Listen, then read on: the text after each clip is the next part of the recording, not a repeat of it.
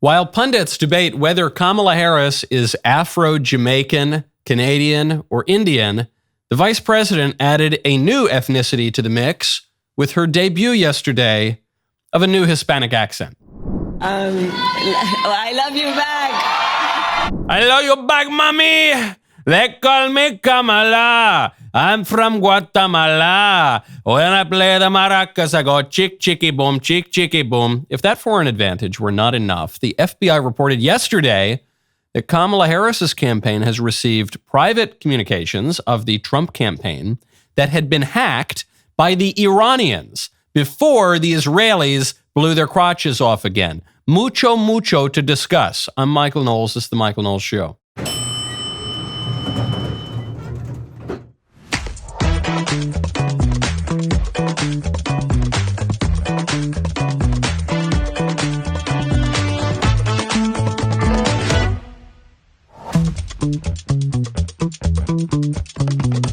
However angry Hezbollah fighters are, they can't be as angry as the Democrats are, because while the Israelis set off an explosion in Hezbollah's pockets, American labor has set off an explosion for the Democrats.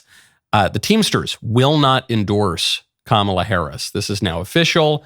First time in decades. Big problem for the libs. So when we want to try to process all of this information, especially regarding the presidential race, I would strongly recommend you check out the collected poems of Donald J. Trump. Go to dailywire.com/shop so that you can get one of the great books ever compiled, Collected Poems of Donald J. Trump. Do you remember when checking Twitter was the first thing you did every morning, eager to see what President Trump had shared overnight? Well, you can relive that phenomenon that reshaped presidential communication and captivated a nation with the collected poems of Donald J. Trump, meticulously compiled from the president's most prolific period. This collection transforms Trump's memorable tweets into poetic form.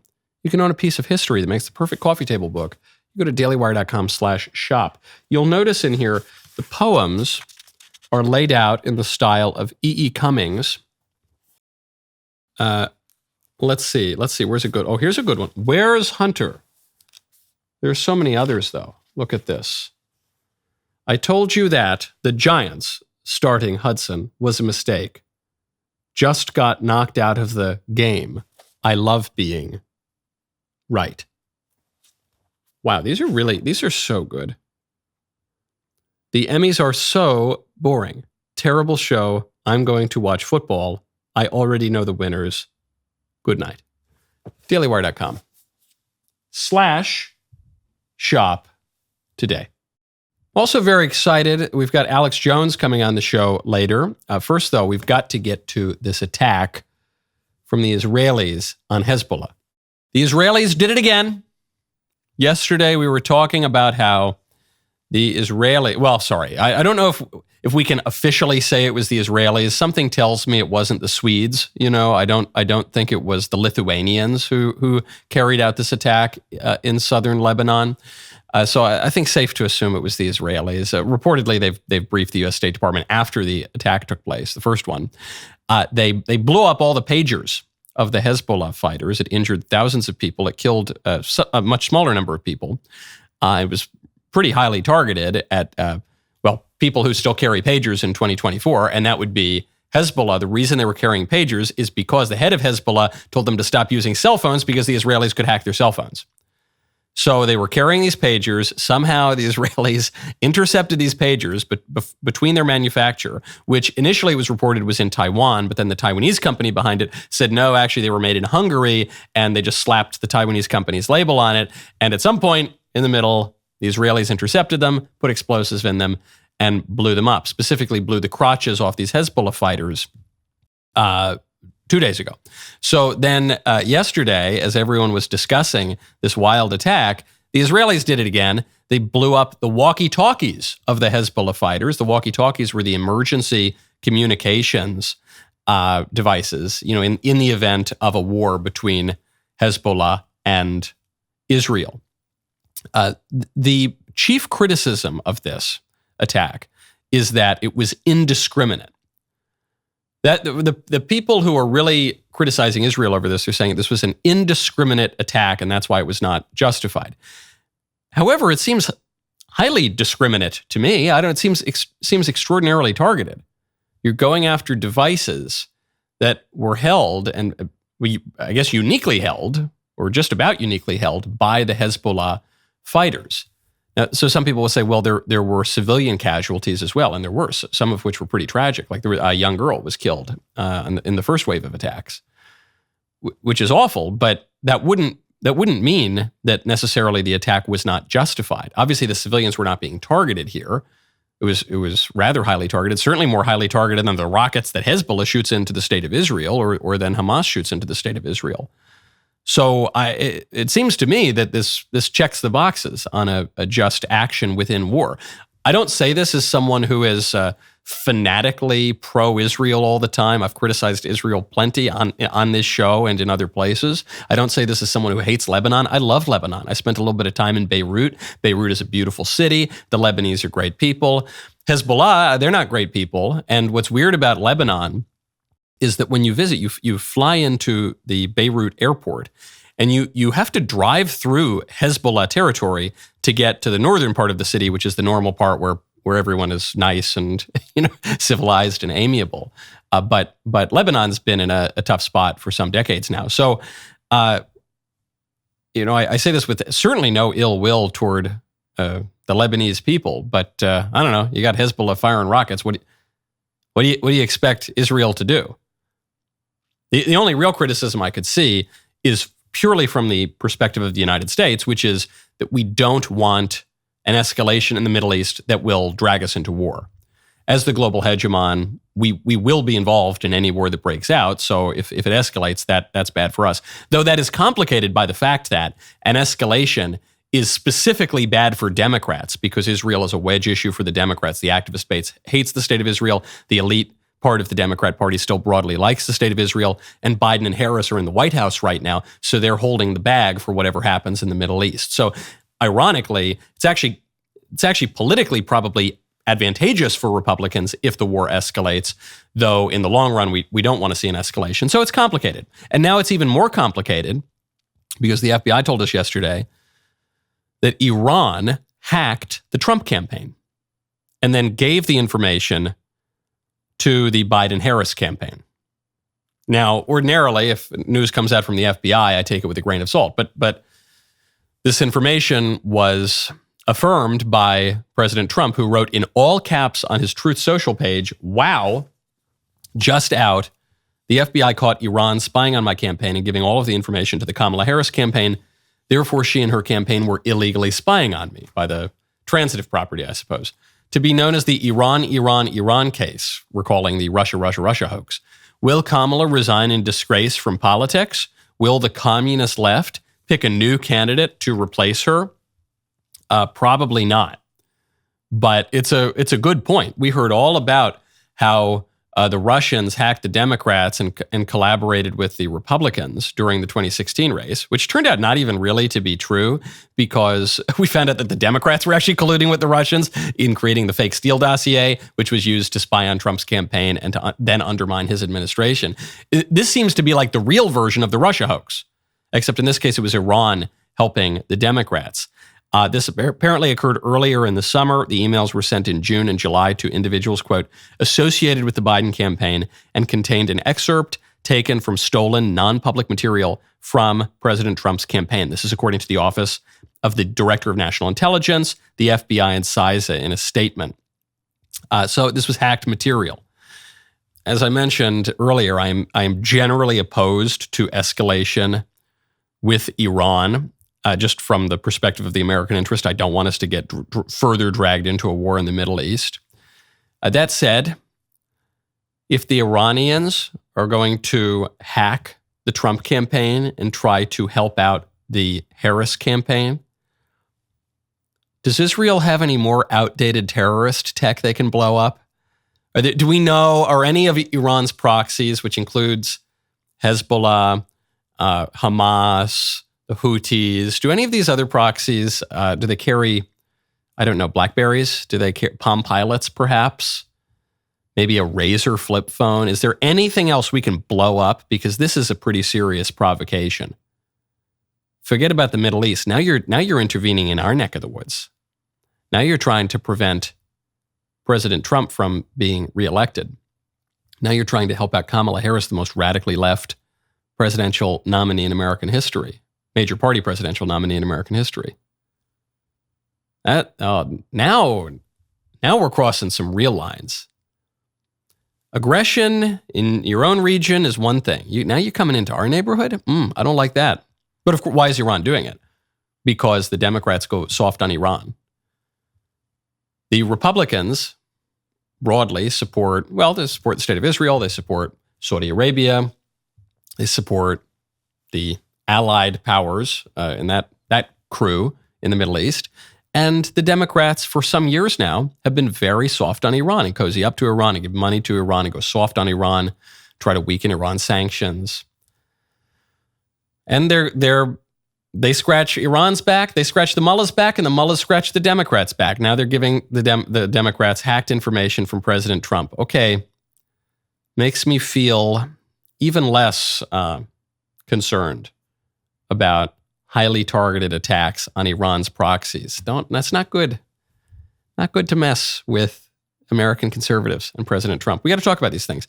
When you want to talk, I guess you probably shouldn't use pagers or walkie-talkies. You certainly should use Pure Talk. Go to puretalk.com/Knowles. Do you want to cut your cell phone bill in half every single month? Verizon, AT&T, and T-Mobile want you to believe that you need unlimited data so they can overcharge you.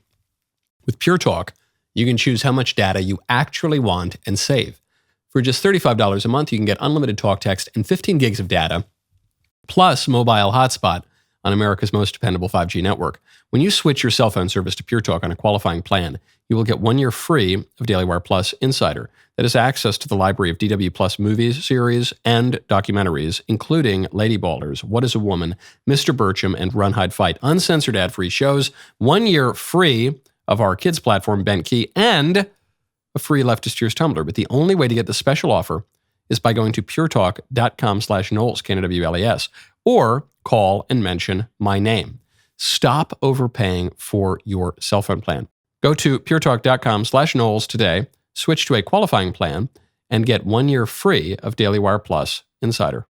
Speaking of destructive incidents and the election, we're getting a report out that Arizona, a very important swing state, Arizona has accidentally registered 97,000 voters without proof of citizenship. This is in violation of the law. Oopsie daisy. Whoops. In all these states where the margin of victory for a presidential election can be really small, tens of thousands of votes, we're seeing, oops, the secretaries of state are registering upwards of 100,000 voters without proof of citizenship. And listen to how CNN reports on this. This is amazing. This deserves a Pulitzer Prize for inventive prose writing. Arizona officials race to fix clerical error for voters who haven't proved citizenship. You see, the story, according to CNN, is a clerical error. These voters who obviously are eligible to vote and they should vote, there was a clerical error. And actually, the real fear here is not that a ton of otherwise non-citizens and people who are not eligible to vote will vote in the election. No. The fear is that the eligible voters will be the victims of a clerical error and not be able to have their voices heard. This is how the story begins. Election officials in Arizona are racing to correct a clerical error that could shut out nearly 100,000 voters from casting ballots in state and local races. Officials say a glitch mistakenly marked that these voters had provided documentation proving their citizenship, which is required to vote in state and local races in Arizona, when there's no record that they had. Such documentation isn't required to cast ballots for federal office in Arizona, so the glitch would not affect anyone's ability to vote in the 2024 presidential election, but it could affect state legislative races and Arizona's ballot referendum on abortion rights. Okay, wow, man, there's so much here.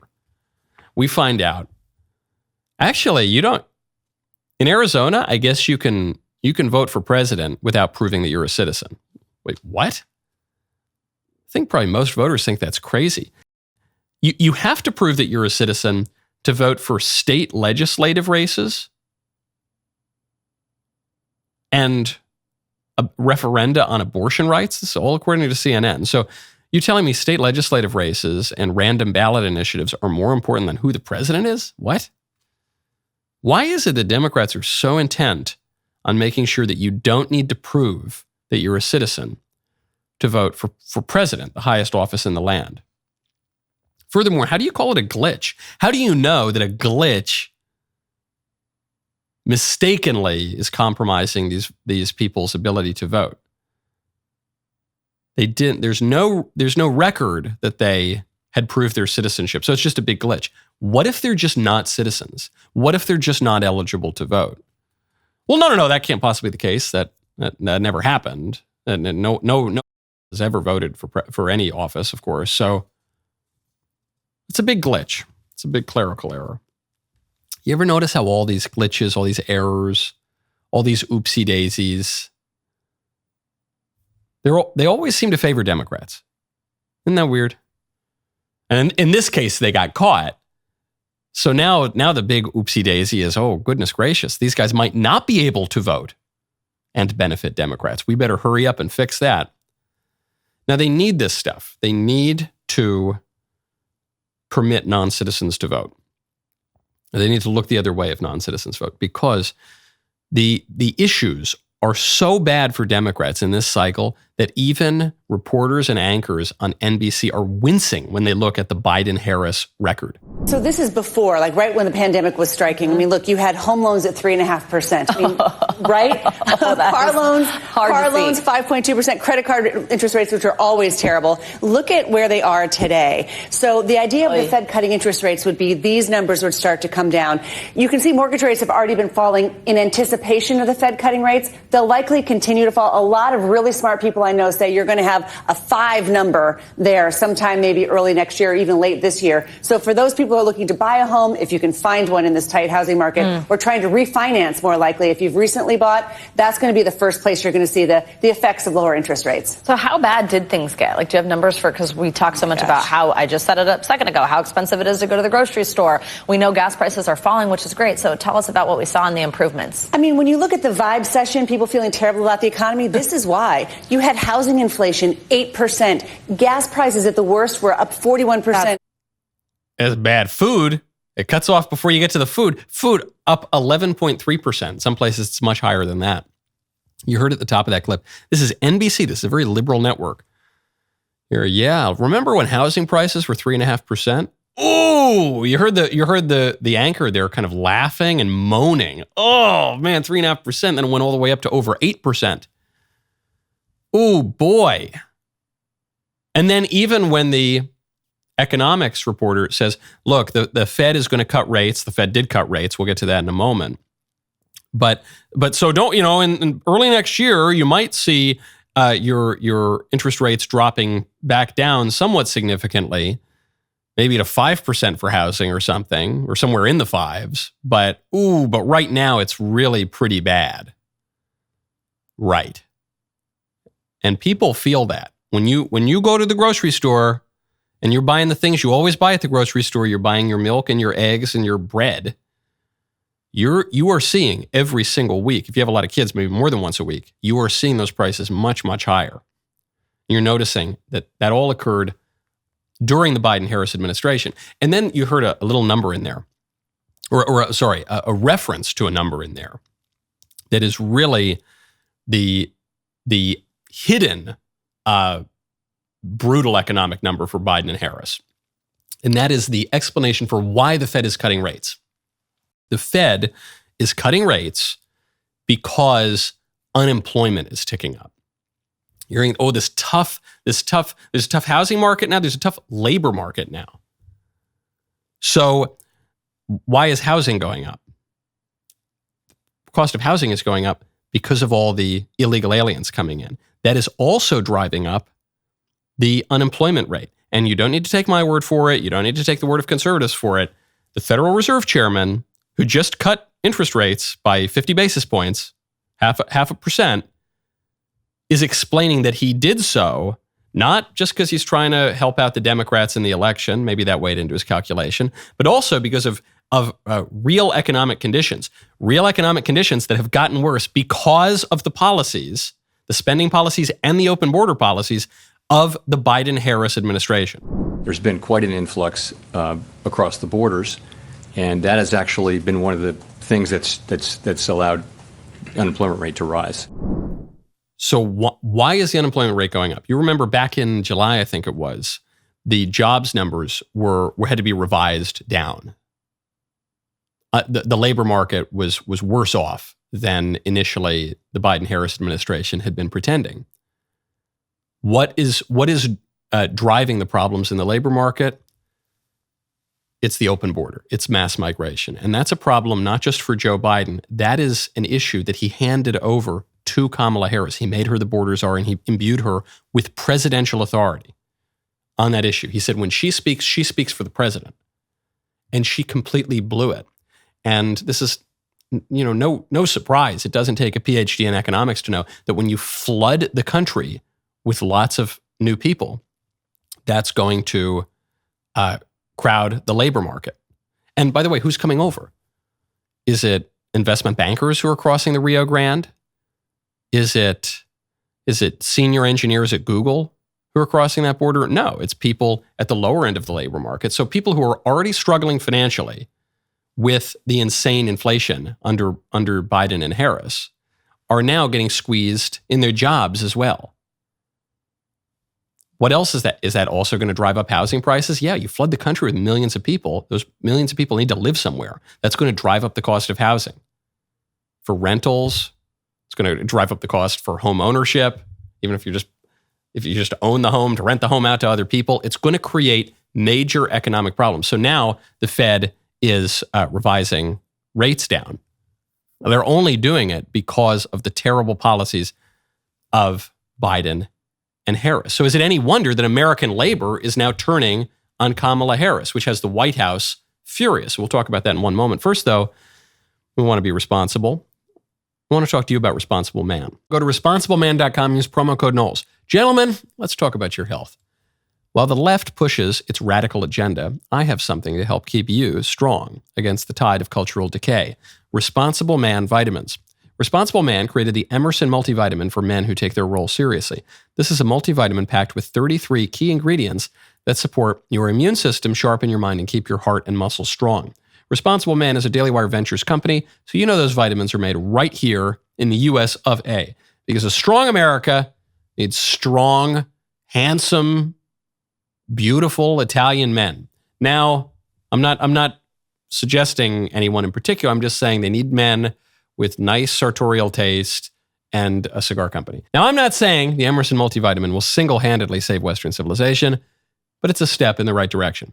Take advantage of Responsible Man's fall sale happening right now. Go to responsibleman.com, use code Knowles, Canada-BLAS, at checkout for 30% off, plus an additional $9 off your first order. Responsibleman.com, code Knowles for 30% off. Go to responsibleman.com today. Responsible Man, be the man America needs. The White House has to deal with reality. American labor has been telegraphing this for some months now. The head of the Teamsters spoke at the Republican National Convention. That was absolutely shocking. Well, the Teamsters have formally refused to endorse in the 2024 presidential election. The union also put out its internal polling that showed that there was a pretty wide margin of rank and file membership that supported former President Donald Trump. To what extent is that a referendum on the work of this administration? Look, I'm not going to speak to their poll. I'm not going to speak to the rank and file. Look, it is. We're talking about a 2024, obviously, an election that is just a few weeks away. I can't speak to that. I can't speak to their decision to endorse, not endorse. Oh, I can't speak to that. I can't speak to the campaign. There's the Hatch Act. I'm a government employee. I don't want to commit a crime by speaking to the campaign. Give me a break. You know that had the Teamsters endorsed the Democrat ticket, as they have since the 90s, you know Karine Jean-Pierre would have no problem talking about it. Well, yes, the American people, I'm not going to talk to the campaign, but the American people broadly support Kamala Harris because American labor supports Kamala Harris because the policies of the Biden-Harris administration have been amazing, wonderful for the American worker. And then she would go on to tout all of these imaginary great things that the White House had done for the workers, but they haven't. This White House has only hurt workers on inflation, on unemployment, on housing, on everything.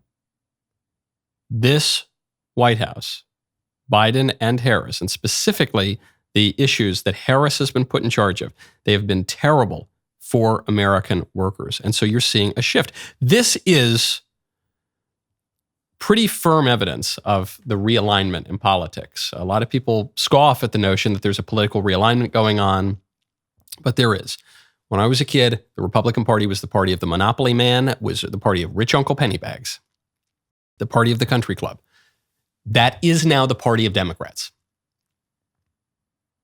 The party of Wall Street, of big business. What was it? Something like 88 major corporations came out in support of Kamala Harris just some weeks ago. Now the Teamsters, the most prominent American labor union, will not endorse the Democrat ticket for the first time in decades. That is real evidence of a realignment. So bereft of opportunities to tout their policy wins, the last thing that Kamala Harris has is to lie, and she is lying. They're focusing specifically on abortion. This is the only issue that seems to get Kamala Harris riled up. Sometimes I think it's the only issue she really cares about.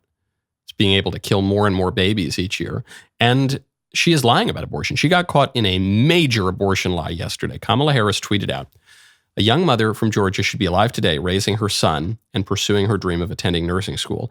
This is exactly what we feared when Roe v. Wade was struck down. In more than 20 states, Trump abortion bans prevent doctors from providing basic medical care." Now, the way she's wording this, she's clearly trying to avoid making the direct claim that would be proven as a lie. But I think with all of the insinuation here, this qualifies as a big fat whopper. Kamala Harris is saying a young mother in Georgia was killed because of an abortion ban, because she was not able to abort her child. And what's amazing about this whopper is the opposite is true. This woman who died in Georgia died because she took the abortion pill. The pill that Kamala Harris is touting that she wants to make more readily available is what killed this woman. Kamala Harris is insinuating this woman did not have an abortion and that's why she died. She died because she had an abortion. She took the abortion pill, and the abortion pill is really dangerous. It's always very dangerous to the baby and almost always kills the baby. So it's almost 100% lethal in that way. It's also dangerous for the mother who is trying to kill her baby. Why was it dangerous here? Because not all of the baby was expelled. Not all of the corpse of the baby was expelled. And so some of the body parts of the baby were left in the mother's womb, and she became septic. So then she goes to the hospital, and the hospital made a bunch of errors here, but there's nothing in any of the abortion restrictions that would prevent doctors from clearing out a baby who's already been killed. There's nothing about that. Even if the baby had been alive and posed a threat to the health of the mother, the doctors would have no restrictions on them to treat the mother. It's just a complete lie. It's a total inversion of reality. Abortion killed this woman in Georgia. If you follow the facts of this story in Georgia, you should become much more pro-life. You should advocate for far more restrictive abortion bans and regulations. In this case, it wasn't even just one baby. It was twins, actually. And the abortion pill worked in as much as it killed the baby, but it also ended up killing the mother. If you care about women's health, if you want women to receive basic medical care, you should be calling for a full-on abortion pill ban, because the majority of abortions now are carried out by pill, and this is obviously extraordinarily dangerous. And it's the policy that Kamala Harris and the Democrats are advocating that killed this woman. Kamala Harris has blood on her hands. The Democrats have a lot of blood on their hands on the issue of abortion. But up to and including the deaths of the mothers. Trump should be running on this issue, not Kamala Harris. Republicans can point out, see, look how dangerous these abortion drugs are. Look how dangerous abortion is to the mother. You're right. We do need to provide basic medical care here. We want to protect babies because they're babies. We also want to protect mothers. And if you want to do that, you got to be pro-life. Now, speaking of Kamala and children, what does Kamala have to say about all of this? Well, she flipped out of her new Puerto Rican accent, and she reverted to her more typical accent. And she had this profound thing to say about children. I grew up understanding the children of the community are the children of the community. Okay, now I'm being a little bit facetious here when I mock Kamala for this statement. All the conservatives are mocking Kamala because virtually everything she says sounds inane and nonsensical. And many of the things she says are inane and nonsensical. But ironically, the Kamala-isms that we most make fun of are the most correct things she says. First example, you think you fell out of a coconut tree? You didn't fall out of a coconut tree. You're a product of the context and all that came before and all in which we live. That's a true statement. That's a profound statement. That's a very conservative statement because it means that man is a social creature. We are born into the context of families. We don't fall out of a coconut tree. We live in community. We live in states with histories and traditions. That's deeply conservative. The liberals think we did fall out of a coconut tree. Conservatives know we didn't. So that statement's good. The statement about wanting to be imagining what can be unburdened by what has been. That's a profound statement. It's a Jacobin observation, and it's a far leftist statement because she's saying we need to destroy the past, we need to ignore all of tradition, we need to forget everything that came before us, we need to reinvent the wheel, which we won't do because we have a relatively small stock of reason. And then here she says, when I was a kid, we knew the children of the community were the children of the community. That is true. It's false in as much as that statement can be taken to mean that families have no special right to raise children. That's what the libs want. That's what, when Hillary Clinton says it takes a village to raise a child, she's saying, we won't let the family raise the child. we don't want the specific family to raise the child. We want to take the child into the collective Borg of the government schools and the state, and that's really bad. And I think Kamala is implying much the same here. But there is something to the statement, it takes a village. There is something to the statement that the children of the community are the children of the community. Because no matter how well a family raises its children, no matter how well a family fends off the predations of people like Kamala Harris and Hillary Clinton and Tim Walz, who want your kids, and no matter how well they fend off these predations, the kids are going to be affected by the community in which they live. Man is a social creature. We live in society with one another. If we're the political animal, that means we're affected by the polis, by the polity. And so the way your neighbors behave, the way your neighbors talk, the way they live, is going to affect your kid. If they live in a really bad, vicious way, it's going to scandalize your kid. If your neighbors and your community live in a good way, that's going to edify your kid. That's going to educate your kid in the right way. The children of the community are the children of the community. That's why we must take care of our communities. That's why we must have the political right to curate our communities, determine who gets to live in our communities. You know, the libs want to flood your community with 20,000 voodoo practicing Haitians who are doing all sorts of odd things and crashing cars into buildings and school buses and things like that. Well, you have a political right to say no. You certainly should have a political right to say no, because you don't want your kids growing up practicing voodoo and crashing their cars into school buses and buildings. You have a political right. At a broader level, forget about these specific towns in swing states where the Democrats are flooding with mass migration. Just the whole country. Does the foreign national have the individual right to break your country's laws and come into your country? That's what the Democrats are arguing. Or do you have a political right as an American to determine who becomes a citizen? Obviously, it has to be the latter because of the argument that Kamala Harris is making, which is that the children of the community are the children of the community. So if we have any right to raise our kids at all, if we have any right to have our own country at all, then we need to be able to set community standards. We need to be able to look beyond a cheap and false individual liberty to a political liberty, a political freedom to live as we want to live.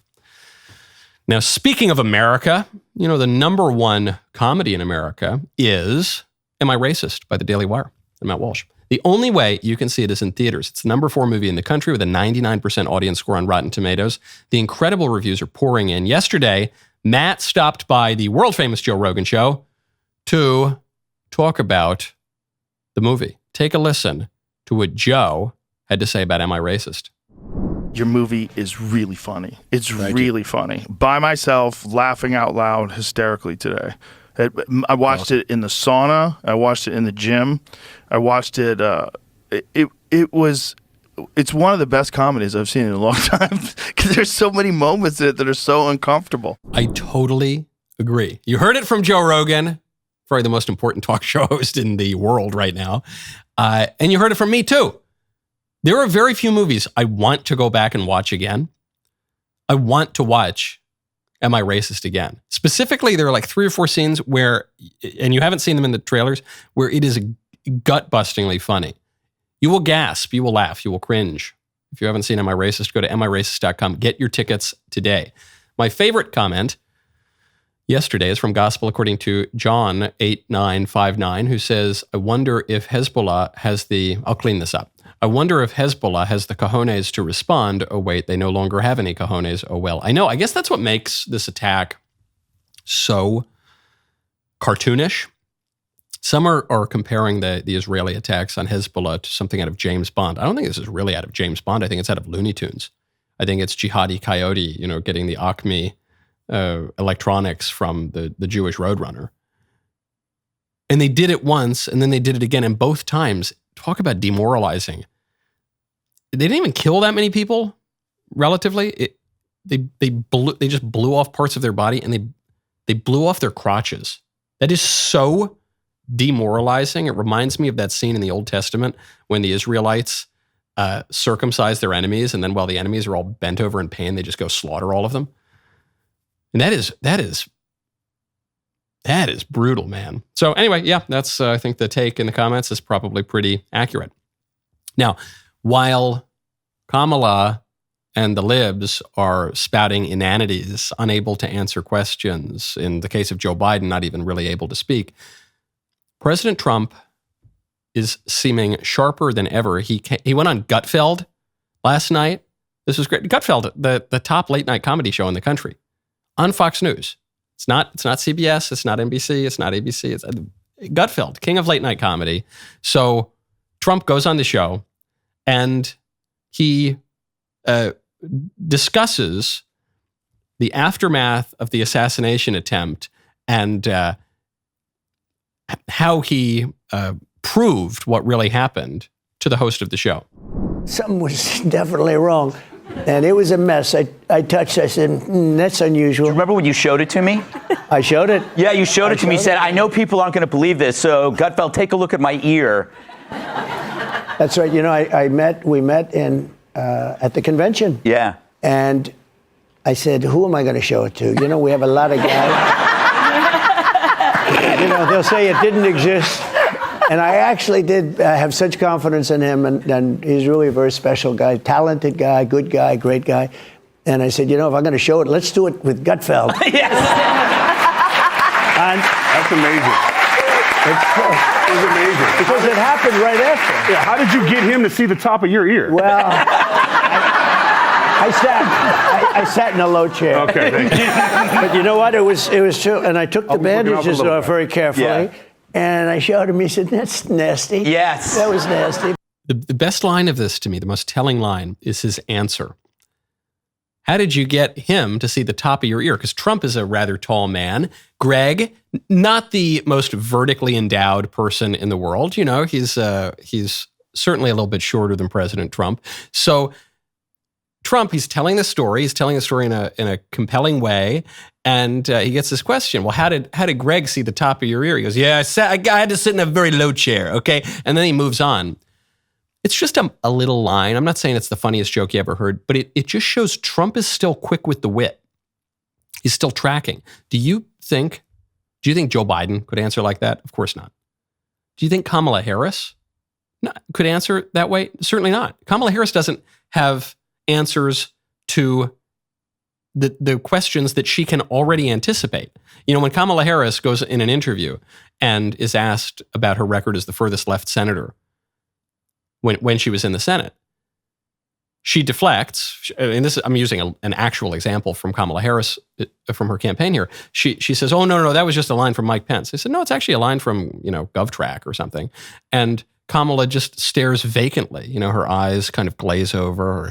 Her mouth is just slack-jawed. She's basically drooling on screen. She has no answer. Here, it's kind of hey, how'd you get a short guy to see you at the top of a tall guy? Because I sat in a low chair. Anyway, moving on. It was pretty gross, right? Pretty nasty. So he's really fast. He's really engaging. He's really funny here. And then my favorite line of the whole interview is when Trump discussed the debate. They said, I'm the GOAT. In debates, because I had a lot of debates and I became president, and the GOAT means greatest of all time. All right. Look, I'm the GOAT. I'm totally goated, okay?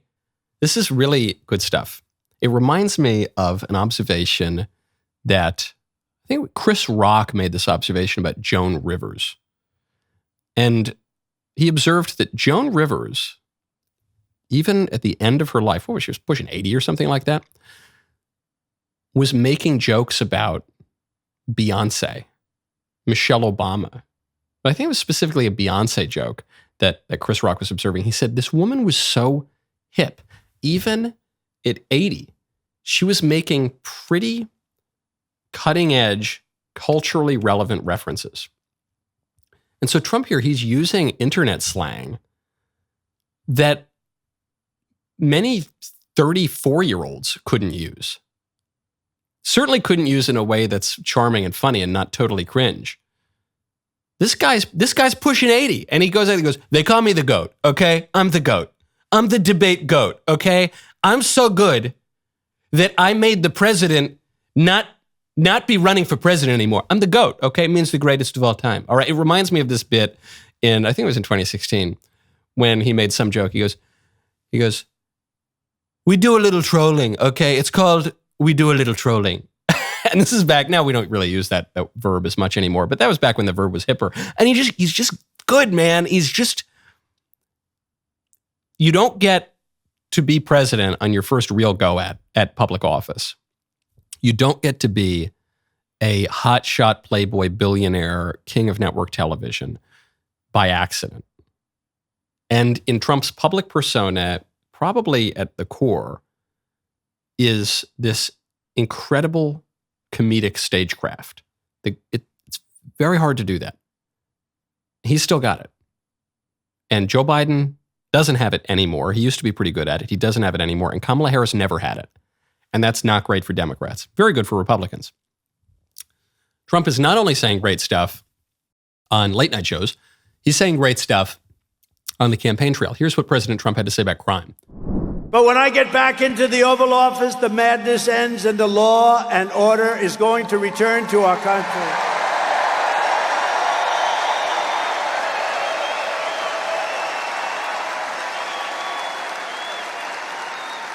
A fully reformed Federal Department of Justice will deliver massive public safety funding for New York and other Democrat-run cities that are under siege. But in exchange, they will give our police back their protection and their respect. We are going to take care of our police, and we're going to respect our police. Everyone here does. I tell the officers all the time, you have no idea how the people love you, but sometimes they don't feel it because of what the Democrats do to them. They will end deadly sanctuary city policies. They will terminate cashless bail, and they will return to proven policing methods like we had under Mayor Rudy Giuliani that made New York City the safest big city in America. This is a good pivot. And it is a little bit of a pivot. When Trump ran in 2016, he ran hard against crime. Then there was a little bit of a digression in the administration, and he started running a little softer on crime. You saw policies that would let people out of prison or reduce sentences, or, we got too many people in jail, some of the over incarceration rhetoric that you usually get from the left. That wasn't my favorite part. His administration was great, but that wasn't my favorite part of it. Now he's running back very hard on crime, saying we're going to end the deadly sanctuary city policies. Of course, we're going to end cashless bail. I love that. Because this is what happens, especially in New York. Trump knows a thing or two about New York. What happens is you get these criminals, they come and beat people, clock people in the head, harass people, rob, whatever. Then they're arrested. They're let free on cashless bail. They go commit crimes 5 seconds later. They keep coming back. These people have a rap sheet a mile long, and sooner or later they commit very serious crimes. This is it. This is what people want. We don't need to. Trump has done an incredible job at winning over voting groups that are not traditionally Republican. He's done quite a good job with Hispanics. He's even though people suggested that Trump was speaking in a way that would offend Hispanics, that hasn't really seemed to be the case. Even though Kamala Harris now has her like Chiquita banana accent, that's not. Trump seems to be doing pretty well relative to how Republicans usually do. Trump is winning over American labor in a pretty concrete, tangible way. Now we got to make sure we run on policies that are very popular. And people don't like crime, okay? We like basic stuff. We want to be safe. We want to have a reasonable degree of material goods. We want to make America great again. Simple. I'm very excited for today's member block. We have Alex Jones coming on the show. The rest of the show continues now. You don't want to miss it. Become a member. Use code Knowles, KNWLES, at checkout for 2 months free on all annual plans.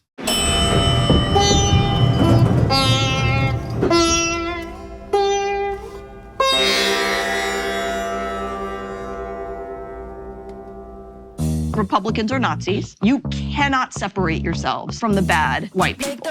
Growing up, I never thought much about race. It never really seemed to matter that much, at least not to me. Am I racist? I would really appreciate it if you left. I'm trying to learn. I'm on this journey. If I'm going to sort this out, I need to go deeper undercover.